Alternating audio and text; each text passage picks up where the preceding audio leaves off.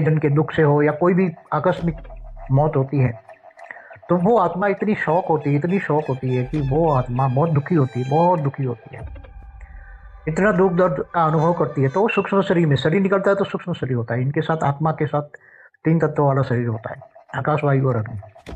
तो वो आत्मा के पास दुख दर्द से भरे, उसकी कोई गति भी नहीं होती, ना वो आत्मा हिल सकती है ना डूल सकती है, वही वही स्थल पर ही रहती है। जैसे जहाँ आकस्मिक मृत्यु हुई तो वही रोड घटना पर वहाँ ही रहेगी।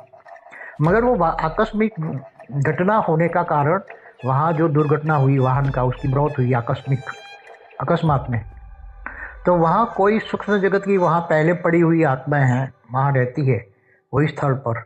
तो वो आत्मा ही दुर्घटना कराती है, अकस्मात कराती है वो, फिर वही आत्मा उनको कैप्चर करती है।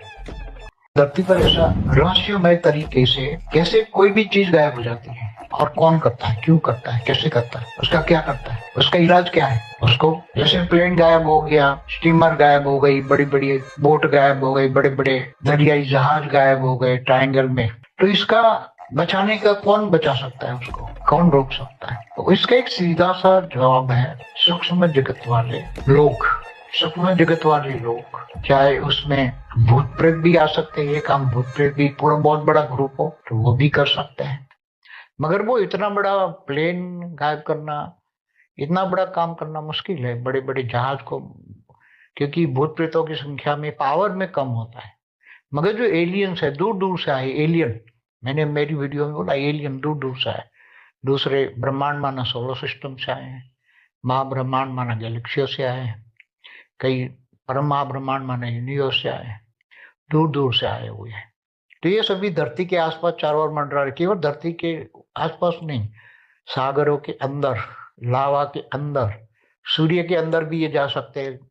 ऐसे सूक्ष्म जगत में खड़े हैं, और वो कोई विमान या जहाज उनके यहाँ से गुजरता है तो फिर वो उनकी यूएफए की बड़ी कोई